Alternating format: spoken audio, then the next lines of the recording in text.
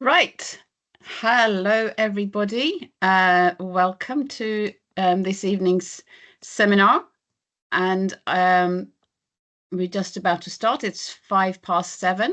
We may get some people who are joining us in a bit as well. But let's say welcome to everybody who is here. And tonight we are absolutely delighted to have Dr. Adam Grimshaw, who is joining us today from Stockholm, but he is currently at the University of Helsinki. So Adam received his PhD from St Andrews in 2017. He's also written a monograph called Anglo-Swedish Commercial Connections and Diplomatic Relations in the 17th Century. And as I said, he's currently employed as a postdoctoral researcher at the University of Helsinki. He is involved as a primary researcher in a project that works on uncovering smuggling in the 18th century using a comparative approach between customs records in Stockholm, the Sound, and Amsterdam. And Adam, welcome. And I believe that this is what you're going to be telling us about today. Yeah, something like that. Yeah, I hope I do it justice anyway. Excellent. So that's great. So just tell everybody that you are all, I think, muted and the camera switched off for now. But if you want to ask questions later, you can unmute your microphones, or I can unmute them for you. We'll have to investigate that one. And you can also put questions in the Q&A if you've got things that appear to you while Adam is speaking. But for now, I think we'll try and get your screen shared, Adam, and then we can get going with the presentation. This is where it all falls apart. Yes, now, right? It all worked so well. Oh, look all at right. that. How's Fantastic. that? Is that all right? Yes, absolutely fantastic. British merchants, Swedish trade, and the foundation of colonial power. That's it, right. Well, thanks for having me, and thanks for everyone to taking the time out of your day to join this presentation. If you've not already earned a beer, you definitely will by the end of this.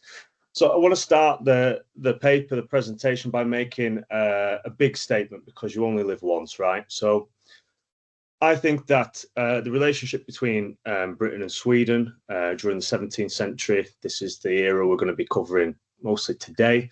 I think that it was the most important relationship between two foreign powers of its era, not just of its era in the 17th century, but also this kick-started major collaboration between Britain and Sweden that went on for another couple of centuries until sort of the end of the Age of Sail.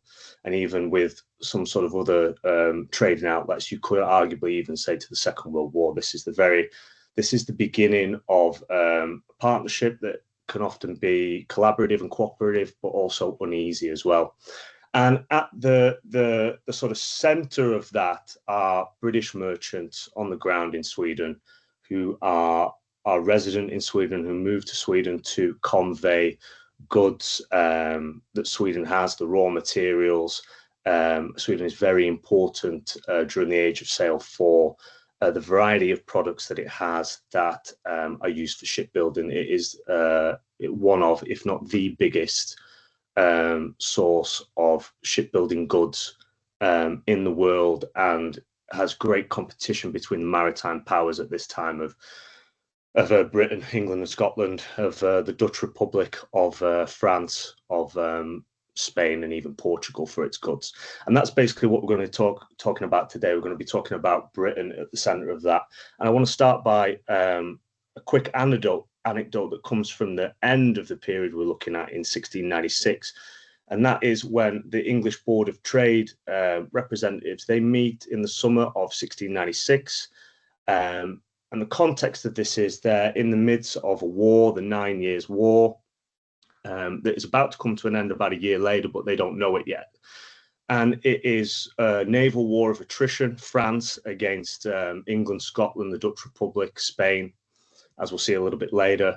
And they are, by this point, after about a 50-year sort of collaboration with Sweden for these shipbuilding goods, they are at their wits' end because their privateering policies against the Swedes, who are trying to ship goods to the French, their enemy, they're in probably the worst state of affairs between England and Sweden, Britain and Sweden, over the last 50 years.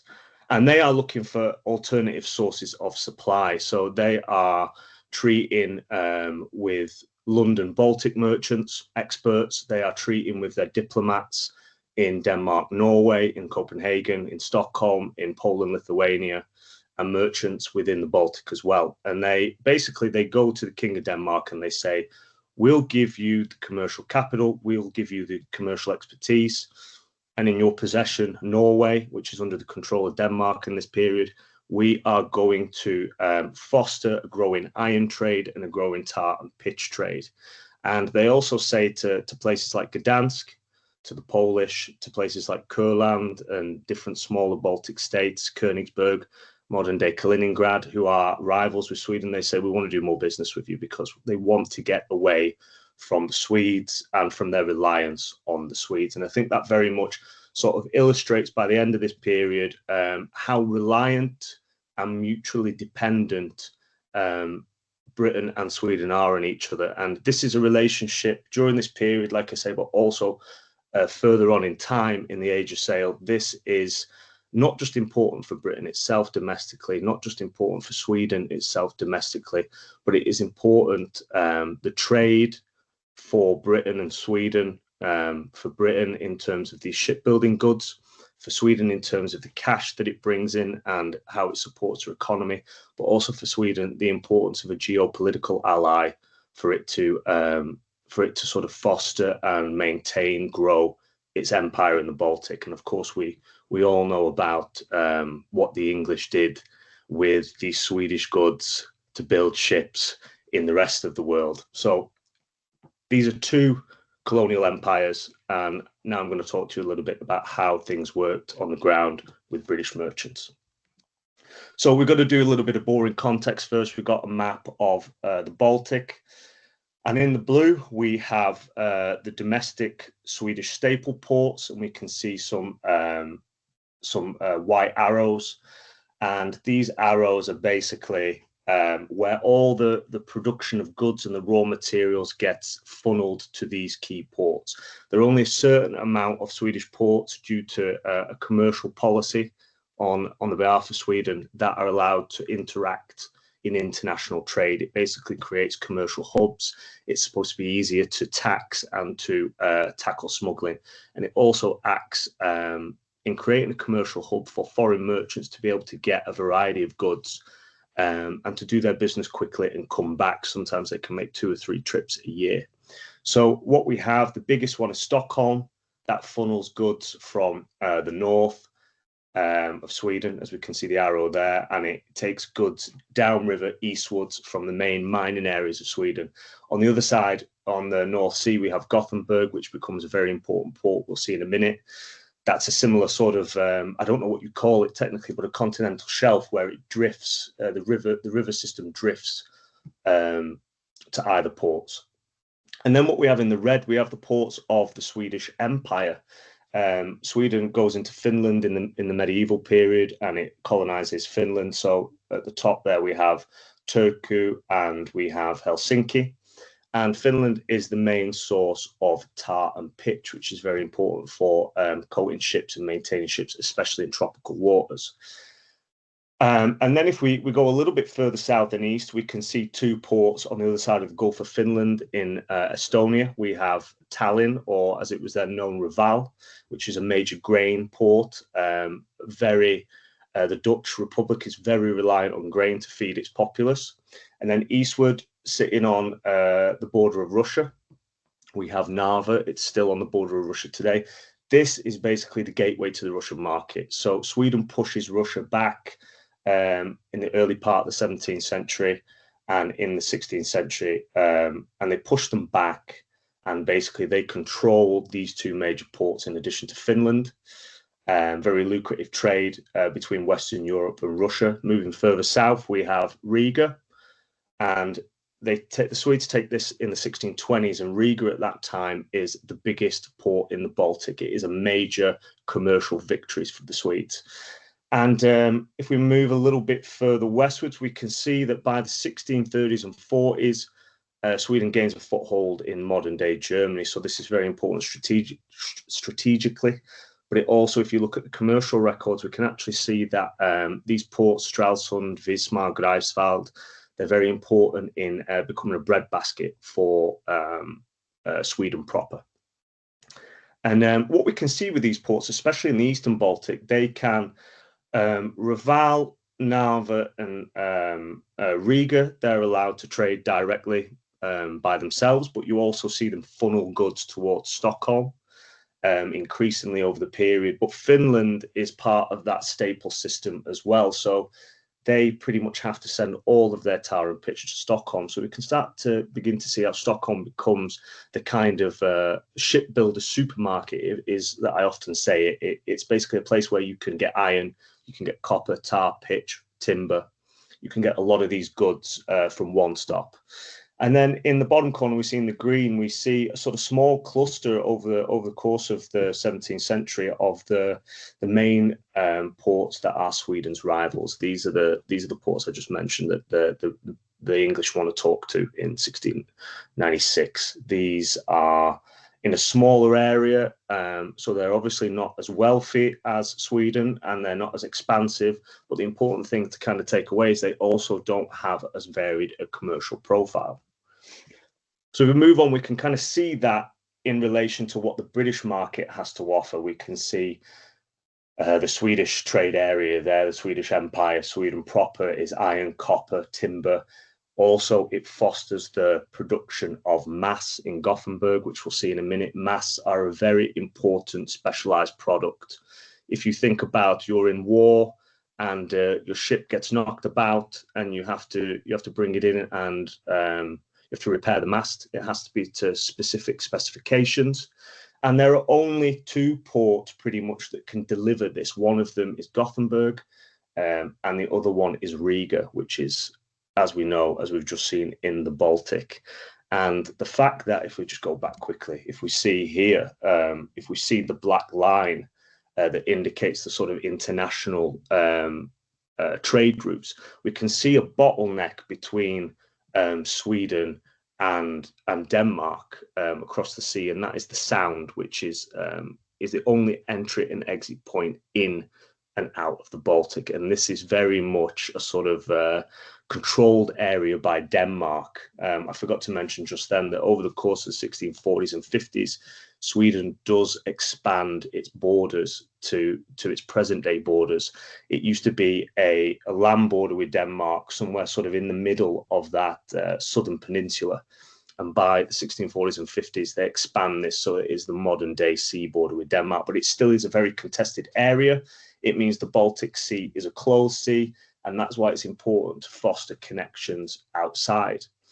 So if we talk a little bit about what Britain, what Scotland and England have to offer, they have a lot of textiles to offer, both sides.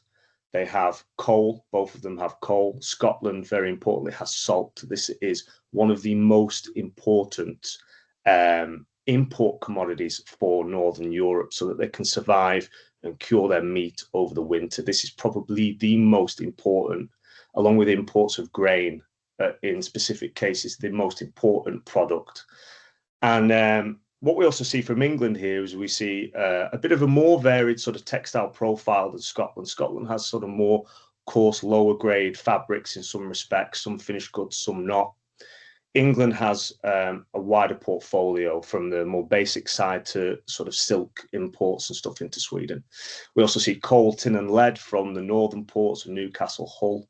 And we see some foodstuffs. They export a lot, beer and malt, different foodstuffs. And one of the important things that we also see across the period is the influx of colonial goods and re-exports from the rest of Europe, which go into Sweden. The Swedes, over the course of the period, they grow to love a ciggy. They grow to love a snus. They still love that stuff, and it sort of begins here. And you can also see in the green as well, further below, we have the Atlantic and Mediterranean markets of Portugal, Spain and France. These are important for salt, as I just said. The main sort of area for salt, citrus, oils, also wine, I forgot to put on there. And this is basically a very contested trade between a lot of the Western maritime powers, the Dutch, the French, the English and Scots, but also Swedish shipping. They want to control their own import from the Mediterranean as well, so they're not reliant on shipping from foreign powers. And this is very important. All of this sort of the commercial profile that I'm talking about is very important because the impetus for trading is on the Western side for these Western maritime powers who want to build big navies. They want all the goods from Sweden and its empire. And the balance of trade is often well in favour of the Swedes and in the Baltic. And it creates such a massive deficit for the Scots and the English that they need to control some of these trades, and they need to import as much as possible to try and balance and to bring level the demand that they have for goods such as iron in particular. I promise that this is the only graph that I'm going to show you today, okay? So I'll try and get in and out of this very quickly. But as I've been saying, Stockholm grows to become the centre of the Swedish Empire, the centre of its commercial empire, and it becomes that commercial hub where you can source a lot of different goods. And we have in the red English trade, and we have in the blue Scottish trade. Now, the Scottish trade at first glance might seem quite minuscule, but at the beginning of the period, it's actually, as we can see, 1636, 40, 45 to 1650. It is the biggest market in Britain. And this is helped by the influx of a lot of Scottish migrants, especially ones that have commercial expertise. And as I said before, at the beginning of the period we're looking at today, the 17th century, Stockholm is very much sort of a commercial backwater or very small time compared to some of the other Baltic ports. So this sort of smaller trade of Scotland, it's actually overlooked, but it is the fourth biggest export market of the period. And they play a very important role, these Scots, who the Scots tend to settle in Sweden and around the Baltic, and there is a diaspora, a commercial sort of edge diaspora, and this plays a very important part in Sweden's growth. But also, as we see what the big success story is here, we see the boom of English trade in Sweden, and this basically comes from a greater demand for a standalone navy. And as we can see here, sort of in terms of the civil wars of the 1640s, it recedes. 1650, not very much, but then when the new regime comes in, Cromwell and his cronies, they chop the king's head off. That is not very popular across Europe with other monarchs. You can imagine it's giving all the plebs and all the commoners ideas. They don't like that. And what they decide they need, because they are a nascent regime, they're very insecure. They shift from the kind of what is done at the time. The way that you augment your own ships is you bring in private ships, merchant ships, to help you during war. And they say, we want to rely less on other people. We want to build our own navy. And you can see over the course of 1650 to 1660, the jump is absolutely incredible. And this is what I'm talking about at the beginning of. It's one of the most fantastic commercial shifts of the period that nobody seems to talk about. We see it jump from 12,000 Swedish riksdaler, the export trade to England in 1650, over 10 times to 150,000 riksdaler, almost to 450,000 in the space of 10 years. So we can see the demand for these goods through this graph in Stockholm. And it just goes apace, reaching about a peak in 1686 at nearly 1.2 million riksdaler. And as you can see in the bottom corner there, I've indicated that around about 1670, England is not only the most consistent export market, but it's also taking about 40 to 50% plus share of Stockholm's overall export market. So it's consistent year to year. And it is a massive share of the export market, more than the French, more than the Dutch, more than the Spanish. And And this is the case in Gothenburg as well. So that's kind of what we're looking at in terms of this shift for the rest of the century. We can see how they come to rely on one another commercially. England for the goods, and Stockholm, Sweden for the capital that it brings. I want to pivot just for a second to look at Gothenburg. As we saw, Gothenburg was one of the biggest and main ports in Sweden before. And Gothenburg is often overlooked as an aspect of Swedish empire building. We sort of think about empires, you go abroad and you colonize abroad. Whereas Gothenburg, as I said, you know, the sea border between Denmark and Sweden doesn't really exist in the early part of the century. They still have to fight a couple of wars for Sweden to win and to push back the Danes into onto a sea border. So Gothenburg is actually, if we skip back a little bit, Gothenburg is only, as you can see by the old borders here, Gothenburg on the river Elv is the Göta Älv, sorry. It's only a small sliver of land that the Swedes are holding on to, that they have to funnel their commerce through.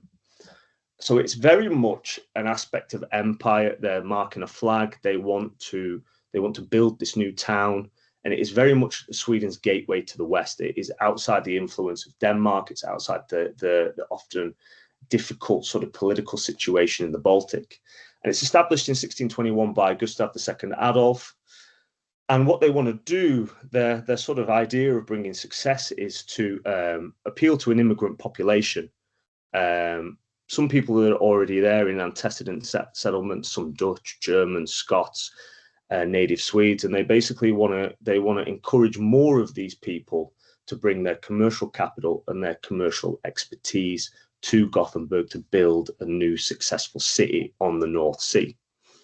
And they're given a 16-year tax exemption to do this, and it is very successful. It attracts a lot of migrants, so much so that by 1650, Gothenburg becomes the second largest port in Sweden. As we know, Gothenburg is still one of the major cities in Sweden. So this is probably, I would say, Sweden's most significant and successful piece of sort of imperial policy and empire building.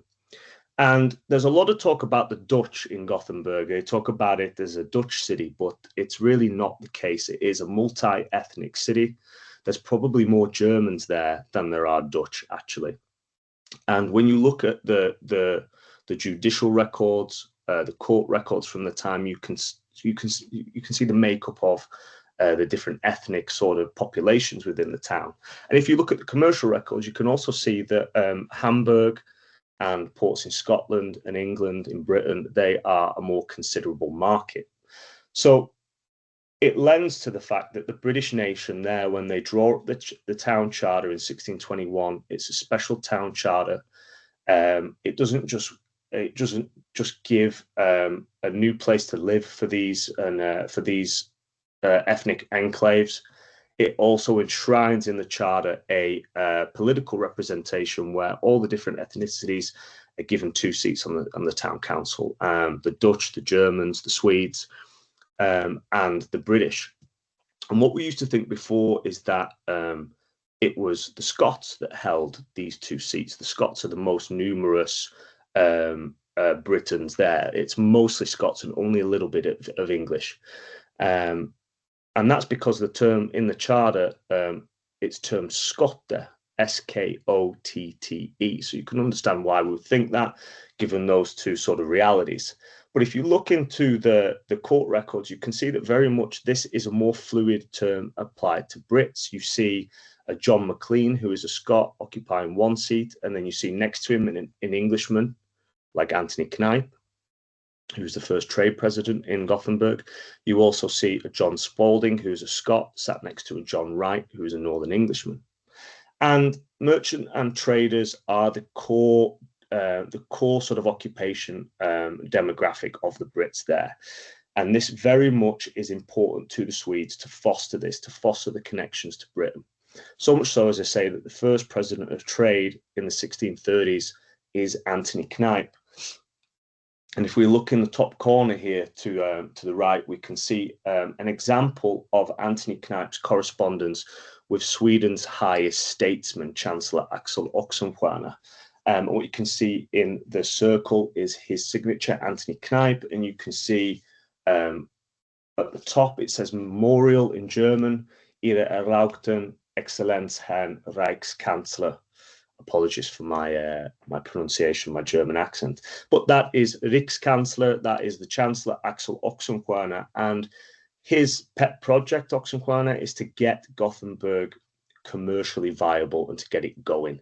And Anthony Kneipp is his right-hand man. And one of the things they do, as I said before, they foster, they grow the mass trade between them, and with the help of the British community, they grow the mass trade so that by 1650s, in the space of only about 15 years, Gothenburg is one of the major mass export points for the Dutch, for the Spanish and the Portuguese, for the French, for the English, and for the Scots.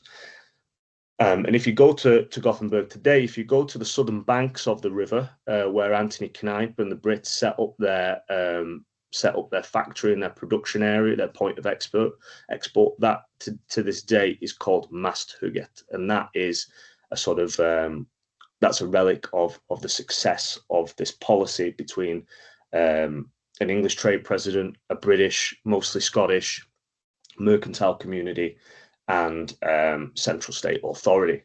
What they also tried to do as well, at least successful for a couple of years, but due to kind of infighting, as you can imagine, is typical between the English and the Scots, they set up a monopoly company with the blessing of the central state authorities in Stockholm. And this does a booming trade initially, but because they have to pay their tax quite quickly, they demand it in Stockholm, they fold. This is sort of in Swedish sources been told that it's a point of failure, and that is why it's another reason why it's a Dutch town. And it's not true, because if you go back to those commercial records, you can actually see that even a couple of years after the company folds at the end of the 1630s, even with the civil wars raging in Britain, they are trading a lot of goods and exporting a lot of goods with Britain. So much so to the point that if we fast forward a little bit, exports to Britain, to England and Scotland, they gain an 80% share of the Gothenburg export market by about 1675.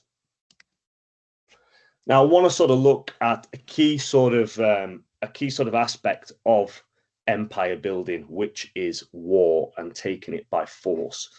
And what we've got here, we've got two examples in yellow on the left of a war where Sweden is involved in, that England and Scotland together support.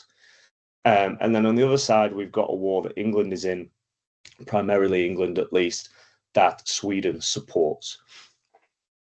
And in the middle, we've got a primary source, which I'll get to in a minute. And at the bottom, we've got a rough sort of timeline between the two of Anglo-Swedish treaties. The first treaty in 54, improved on in 56, improved on in 61, and then improved on in 65 again. So we can see around this period, they are very much interested in collaborating and improving on what they already have. So what we have in the mid-1650s, around the time that Sweden is concluding these treaties with England, we have Karl X of Sweden, who ascends the throne, and he says, you know what, I want to go back to the good old days, I want to go marauding, I want to go to war. Let's go to war with everyone around the Baltic. They go to war with Denmark, Norway, Poland, Lithuania, Russia, and Brandenburg, Prussia, which I couldn't fit on there. And it is pretty much a roaring success. It establishes a bit more stability for Sweden in the Baltic. It establishes their present-day borders after winning territory from Denmark. And what is going on in the background to the immediate beginning of these wars are treaty negotiations with the English. And although they are actually concluding treaties, what these treaty negotiations actually do is they mask the acquisition of troops and arms from Britain fight for Sweden in Swedish wars, and Swedish diplomats act as recruiters and arms dealers. And the reason why I've put Swedish in inverted commas there is because we do have a couple of native-born Swedes. We also have a Dutchman in Swedish service, interestingly. And we also have an English military man, George Fleetwood, who has been in the service of Sweden. And we also have a Scottish military man, Alexander Leslie, who has been in the service of Sweden. And these people are officially referred to as diplomats, but they have a bunch of kind of other activities. And one of them that has kind of gone under the radar is a native Swede, a guy called Johan Barkman. He's the lowest ranked of the retinue that's sent by Karl to London. And it's only been recently, by digging into his expense reports that are in the National Archives in Sweden, and sort of folded between like cooks' bills and fishmongers' bills in Covent Garden, we've been able to discover some accounts and some records that he kept. Whether he sent them back to claim his expenses or whether it was after he died and went back to Sweden, we don't know. But these basically show just how much arms they are soliciting in England and in Scotland alongside troops that they're sending abroad. And we can sort of compare the names that he has of the ship's captains on these records next to the sound toll records, the trading records, the port records of the Danish, who Sweden are fighting. We can see that they're smuggling these either the people or the goods past the Danish, or paying the Danish off, and they're going to Riga, which is the assembly point for one of the main areas of warfare there. So we can see the nature of transport sort of sees this smuggling. It's everything from cannons, cannonballs, muskets to shoes and coats. Basically, they're soliciting troops in Scotland, and then they're equipping them with English goods, and then they're sending them out, and Sweden wins. So we can see that this is an example of an example of how this is direct support from an ally for an expression of colonial power. We can see on the other side, we see England. Fast forward a few years later, England is at war with the Dutch Republic primarily, also Denmark, Norway, and France. And it's important for the Dutch to ally with Denmark because they closed this entry and exit point to the Baltic. Again, it happened about 12 years earlier in the First Anglo-Dutch War. They tried to avoid it, the English, but they weren't successful. So it closes the Baltic off. So we can see how important that kind of gateway to the west in Gothenburg actually is, not just for Sweden to get its goods out, but also for the English. And by this point, trade is in full flow. So it forces the English to rally their British contacts in Sweden. They do this amongst the mercantile community, Scots and English, but also they look to a kind of an interesting fellow called Francis Sheldon, who is a Northern Englishman. He is a master shipbuilder in Gothenburg under the employ of the Swedish Navy, fitting out ships for the Swedish Navy. And he actually, if you look at the commercial records in Gothenburg, the export records, which you can see here, it says at the top in the middle, Anno 1665, 5th of September. You can see that under the blue line, it says London, exporting, and you can see it says Franz Sheldon, and it says master. That means masts, and you can see just how many masts he's exporting, to the point that when you add this all together during this kind of crucial point, when they blocked off access to the Baltic in the middle of war with the Dutch, we can see this kind of unlikely merchant, this shipbuilder turned merchant.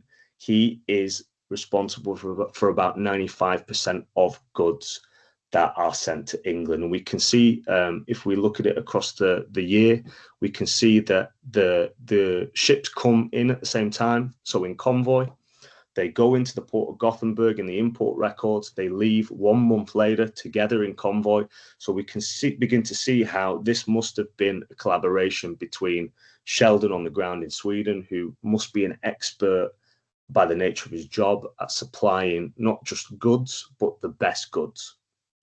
And this challenges our traditional narrative. In recent scholarship, we've seen them say, researchers say, scholars say that it basically, this closure of the Sound crippled English English ability to supply itself and to rebuild its navy, but it's just not true. We can even see even more so on the other side of the Sound in Stockholm, where diplomats in Stockholm, English diplomats, and members of English and Scottish mercantile community in Stockholm, they basically work with the local shippers and traders. And before this, it was mostly English and Scottish ships that would convey these goods back home. But what we see is that this time we see them on Swedish ships who sail right past the Danish blockade of the Sound. So we can see a couple of examples here of how this directly relates to support in not just war, but also the potential for colonial projects against other colonial powers. Now, I don't want you to think that I'm trying to twist everything to look for my own conclusions. So I'm going to give you an example here of a Scottish merchant who settles in Stockholm who works against English interests. And I have to say that a lot of this research has been done by Steve Murdoch and Alexia Grosjean. I'm kind of just adding my little spin of what I found in the diplomatic records to kind of bring this sort of small case study today. And you can read about that in Steve's book, Network North, and you can also go to the SSNE database, Scotland, the Scandinavia, and Northern Europe database at St. Andrews. Just do a quick Google search. So Daniel Young, lay an anchor, is born in Arbroath in Scotland in 1627. By way of Lubeck, he moves to Stockholm. We can see the timeline in the top left. He moves to Stockholm in the late 1640s, and already in the space of just a couple of decades, he rises to the top of society, and he's ennobled lay an anchor. This means, in English, it means lion anchor. The Swedes like to do that. You can see an example as well, Chancellor Oxenstierna, Ox Star. So you can see his heraldry here, his coat of arms, and it is indeed a lion holding an anchor. And he dies in Stockholm, a very successful, a very rich, but also a very indebted man. And at the bottom, you can see the timeline of his commercial career. He begins small scale with groceries and sort of the retail trade in Stockholm. And then he's successful and he moves upscale to the tobacco trade, probably utilizing contacts he has in the Dutch Republic. We know his contacts in the Dutch Republic, the Scottish diaspora, but also in England and maybe Scotland. And tobacco is a more high profile import. It is a monopoly regulated trade. So you need to have some political influence. He then moves on to copper, which pound per weight is Sweden's most valuable export. So we can see how he's moving up again. But what we want to talk about today is textiles. And he gets involved in the textile industry, sets up mills in Stockholm. Around this time in the 1670s, he's got political influence. He is on the National Board of Trade. He's in the Stockholm local government. And what he does in 1672, he turns around in political circles and he says, we need to ban the import of English wool. And they do that. And we can see, you know, when we talk about that balance of trade, how important textiles, wool, cloth is in trying to balance the trade in Sweden. And it affects the English merchants on the ground who are trading in these goods. And what he basically does is he manages to push this through. But what I found recently in the diplomatic records is this is in 1672.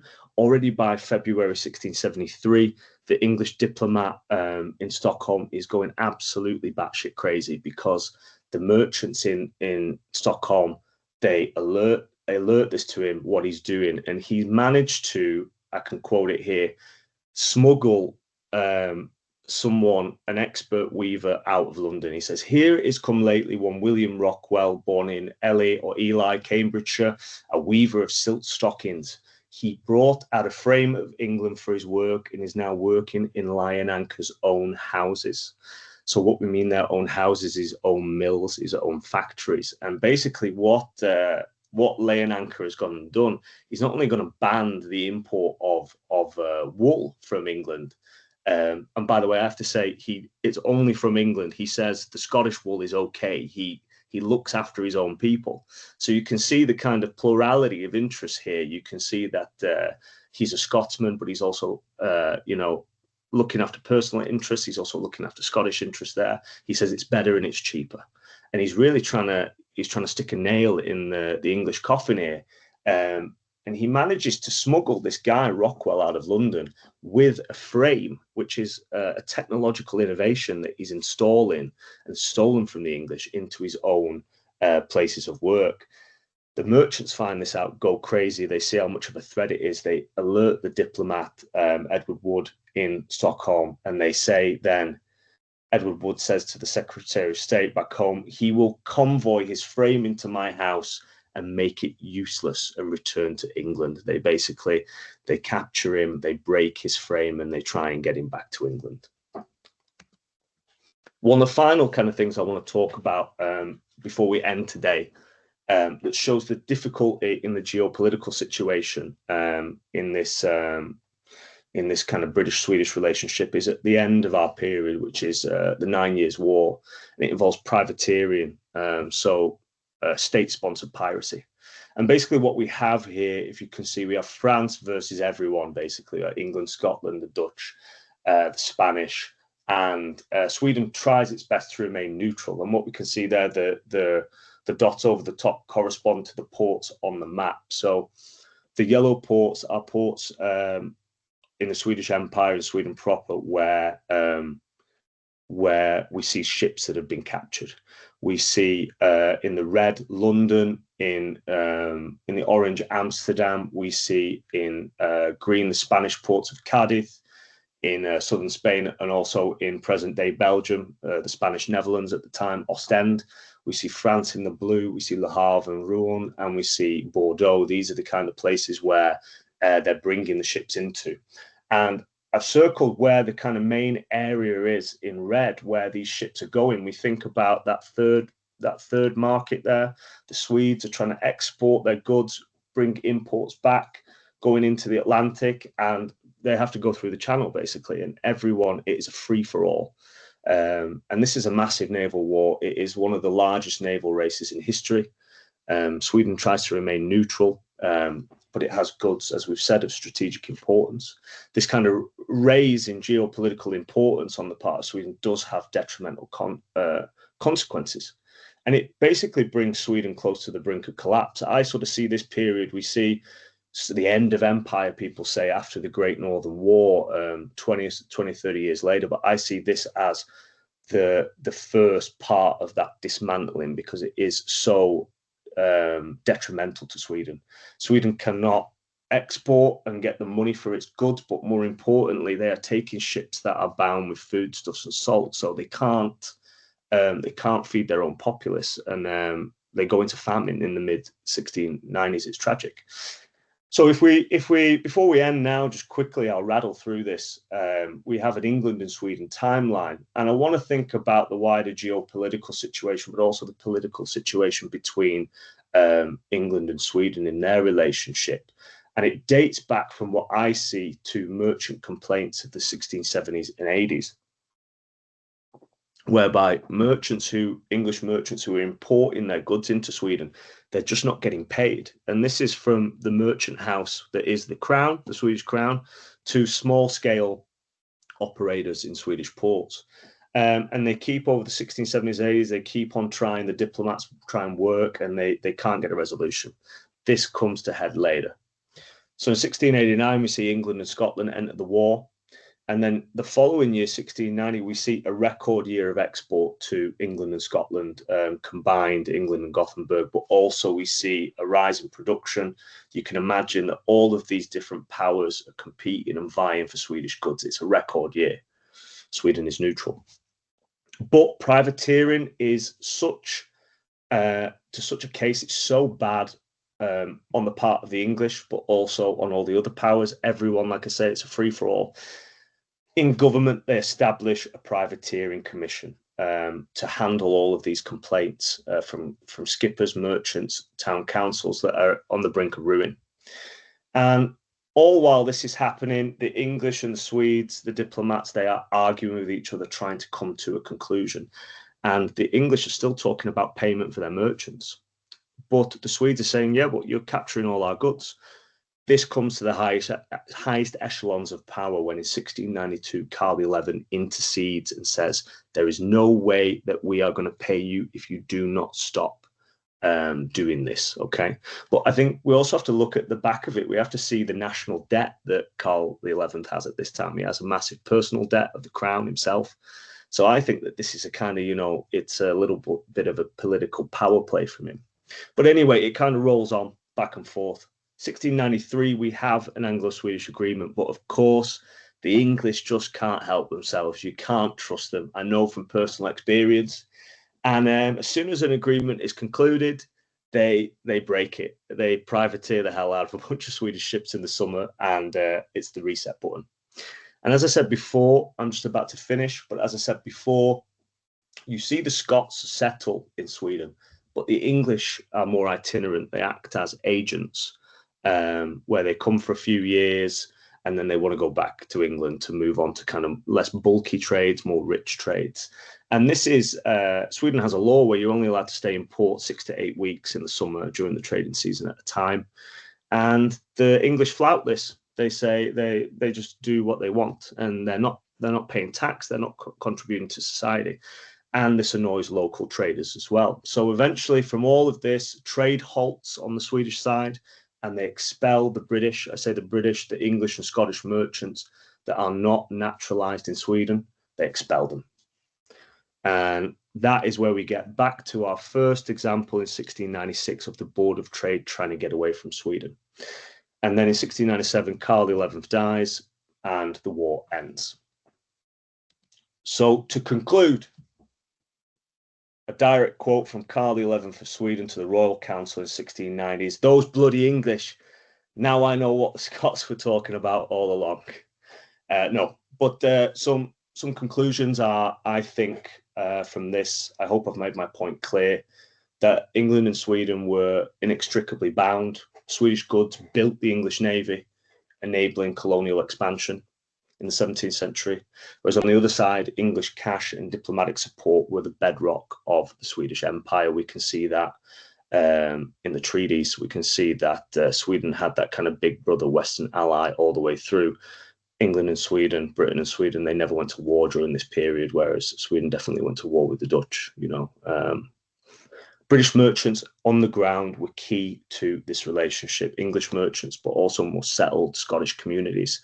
And I think, you know, the archival research that has led to this, transnational archival research in Scandinavia and in the UK,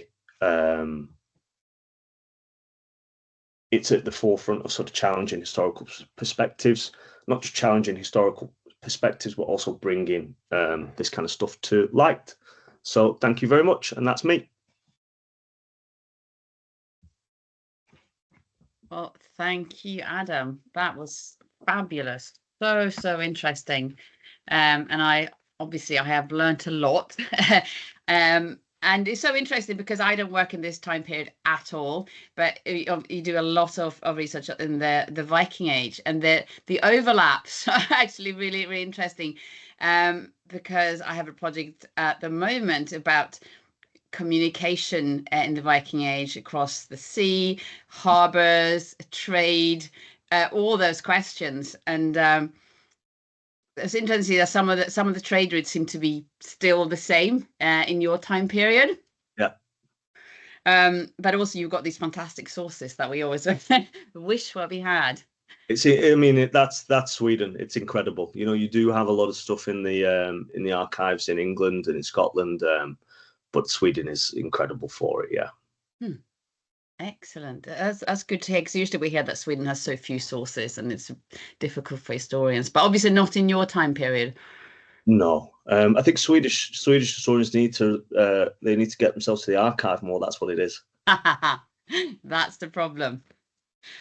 Excellent. Can I maybe start with one question, and maybe this is a bit of an ignorant question, but you talked a lot about the entry point to the Baltic, and the really narrow point there. Well, we've got the bridge now, of course. And yeah. Yeah, and we can maybe look at that. And I've been looking at it and thinking, yes, obviously that is kind of maybe the main entry point, but what about going between the Danish islands? Yeah. Are the ships too big at this point in time, or what's the issue there really? Yeah, it's a little bit more treacherous, and the Danes do have kind of oversight on that as well. But this is just it's less treacherous, and it's the tried and tested method, and it's just kind of the bitter pill to swallow. It's easier and it's safer for a ship to navigate through there, especially when you're talking about these bigger Dutch ships, you know, that come through, that are kind of I would say the British ships, the English and Scottish ships, they are kind of mid-range probably until the end of the period, but the Dutch ones they're fewer but they're bigger. And this is just the kind of it's deeper there as well, basically, yeah. Which is why those pesky Danes have got a monopoly on it almost, you know. Excellent. That makes sense. Thank you. Cheers. Right, I see we have one question in the Q&A, and other people feel you can either put questions in the Q&A as well, or feel free to put your hand up and I can unmute you as well. But let's go to this question here then in the Q&A. What difference to international politics and trade did the Dutch coup of the English crown make? Say that last bit again, sorry. What difference to international politics and trade did the Dutch coup of the English crown make? I think, you know, you look at this example of the 9 Years' War. I wouldn't say that there's a lot of hostility there between the English and the Dutch. Not so much that we see it sort of today, except maybe at a football match, but at the time that was the main, you know, commercial rival, and it is vehement, like the hatred in some respects. So you see more of a higher political, from the top at least, you see more collaboration. You see sort of more Anglo-Dutch cooperation in the 9 Years' War. And this is especially, you know, you think about, they had 3 wars, 1650s, 1660s, 1670s, between the English and the Dutch. And all of a sudden you've got France, who's building up a big navy. They want a piece of it. You see that kind of union more clearly towards the end of this period. And also England is on the ascendancy, and the Dutch kind of they're faltering a little bit.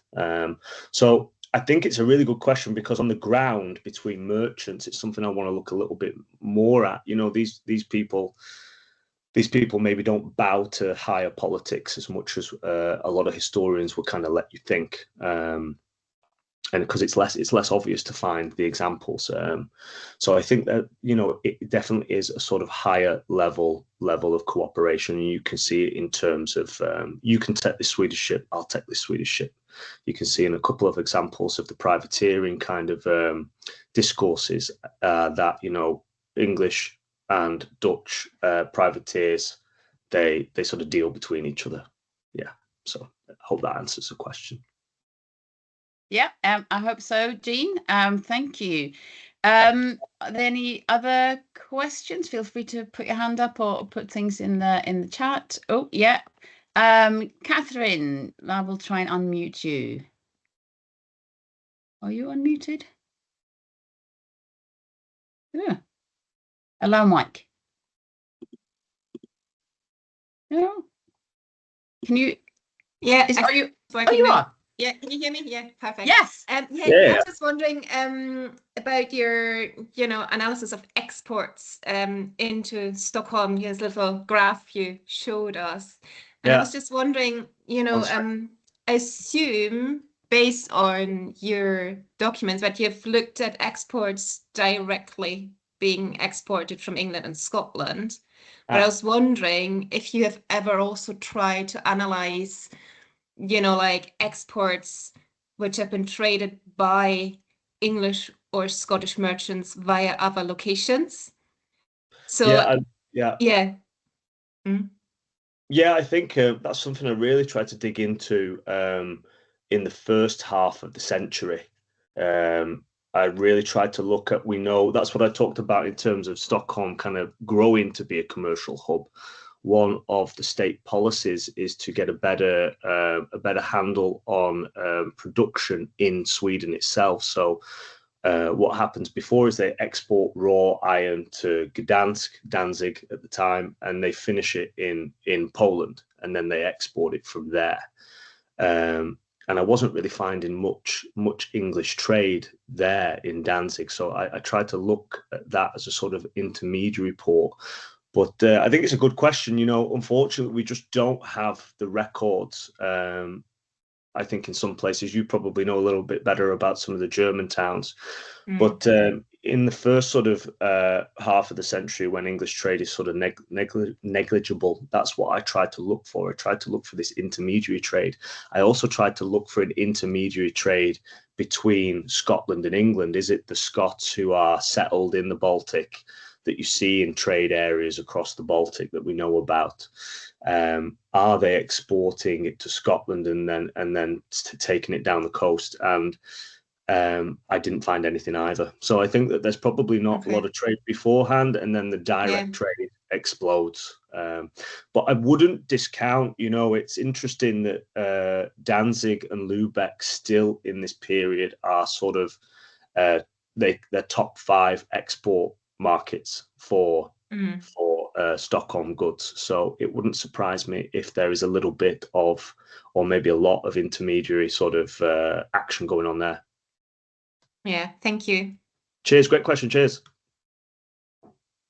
Okay, so we have a follow-on question from Jean McKenzie, talking about the Dutch coup. So she said, thanks, that's very interesting. Was this the beginnings of mercantile capitalism? Yes. It's the short answer. Oh. Yeah, I think so. I mean, you see a lot of, especially the kind of London Baltic merchants. You see, as I said, there's a differentiation between differentiation between the Scots who settle in Sweden and outside of Scotland. They move and settle, and they see opportunity, especially in Sweden. Sweden is so open for business at this time. It's so multicultural, and it's such a society that is reliant upon foreign innovation and technology. And in Sweden, you can definitely see that in terms of the Scots. I would say in the English, yeah, definitely, because this is a very hard place to do business. Gothenburg, but also Stockholm. There is, especially Stockholm, there is like an entrenched native community. By native, I mean they can be any ethnicity, but they take on the naturalization, the Burgess rights to participate, and they hate the English, who they see as interlopers. So the English very much, they don't want to be in Sweden. They complain about how cold and expensive it is. Some things never change. And it's the government is hostile as well. You know, they know what a cash cow they have, and they're not giving it up easy. So what you see a lot of the English, you know, you can see that merchant capital kind of aspect from the Scots in Sweden in developing Swedish industry. We saw Lejonanker there. He's you know, involved in a number of trades. We see you know, his compatriots there involved in production and export, the whole line. But we see the English, they move from the bulk trade to the Baltic, and then they take the money and expertise they've got to go back to England, and they invest it in the colonial trades. Thank you. Do we have any other questions? Feel free to put your hand up or type it in. But while we're waiting, maybe could we maybe go back to that map that you had again? Yeah. This one. The one with all the dots, the one we're looking at. Yeah, this one. Yeah. I don't. Yes. Those. So you've got, are there 2 harbours in Poland, or is it just the one? Or could you tell us a little about those Polish harbours? So the blue is Sweden proper, domestic. Red are the Swedish controlled ports abroad, and then the green are ones that are not controlled by Sweden. Are you talking about the 2 little red ones? I was thinking about the green ones there that are actually in Poland. Yeah, so we've got Danzig, Gdansk, I didn't put them all on there. Now I'm looking at it on my big screen. I could have fit it, but I wasn't sure about how much space I would have. But we have Königsberg, which is today's Kaliningrad. I think we have, it's not Kolberg, I think it's Memel, which is, this is where I'm faltering. Sorry, I didn't mean to put you on spot. I was just interested. I think Memel is Liepāja today in Lithuania. Someone could chime in on me there. Good beer there. And yeah, we have Gdansk, and this is very much if we talk about like the commercial profile, Sweden takes a bunch of areas where they have tar and pitch, but they also have grain, they have hemp and flax. I forgot to add flax. They have masts, canvas. Whereas these ports, you know, are sort of we want to think about the map as well, not just the exit point, the port, but we want to think about the hinterland behind it that creates these goods for export. So if you can sort of see here, we see like it says like the Duchy of Kurland, the Duchy of Prussia, you know, and then we have Gdansk, which is sort of a semi-autonomous, autonomous sort of vassal of Poland, Lithuania. They have a much more sort of homogenous commercial profile. And very much Stockholm steals the center of sort of that intermediary trade that Katrin was talking about before from Danzig. It's still an important port for the English and the Dutch. They keep a diplomat there, the English, but Stockholm takes a lot of this trade on itself. Right. Excellent, thank you. And we have a comment here from Steve Maddock. Surely Åbo or Turku should be counted as Sweden proper in the 17th century. Yeah, you could do that, but and that's very much the case because, you know, they do refer it to as the Eastern Realm. As I said, you know, they much earlier on, that's the first sort of wave of Swedish colonization is going into Finland and sort of quelling the local population, introducing their own nobility, introducing Christianity. So in a 17th century sense, yes, but for these purposes, and to sort of illustrate the kind of difference in the commercial makeup and to not piss off any potential Finns that are in the room, I just wanted to designate a different colour. Thank you. Thank you, Steve. Right. Any other questions? I can't see any hand. Yeah, it's got a smiley there from Steve.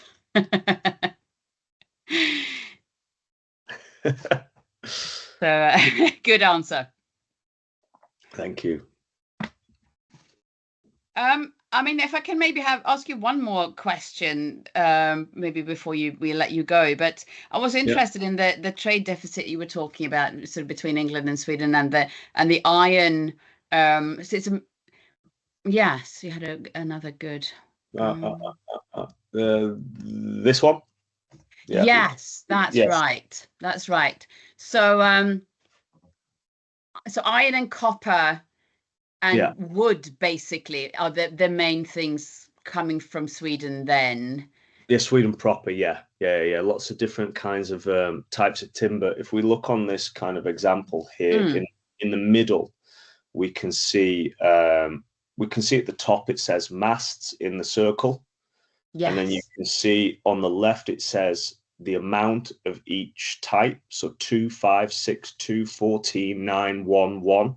And then it says a little bit further along the line, it says 20 palm, 19 palm, 18 palm, 17. These are different sizes of masts. Oh, the different sizes, right. Yeah. So this is what I'm talking about how specialist it is, you know, how important it is for Gothenburg. And then underneath, you've got the Bjelkar, which is kind of a smaller sort of type. And you can see it's the same sort of pattern there.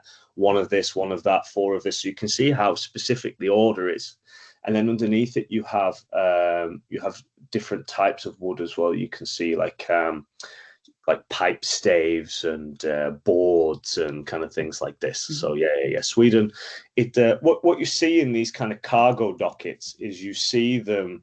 Iron is the most expensive, second to copper, but iron is the most ubiquitous. And then what they do is you get further down, they start to pack the ship with anything else they can get. And it is very much like 4 or 5 products. And on the other side, the import side, that's where you really get like the differentiation. You know, you get everything from, as I said, tobacco and tobacco pipes to, you know, silk stockings. It even says, you know, you can see like a merchant who, you know, in Stockholm, we're quite lucky here. We still have some of the kind of townhouses that they built.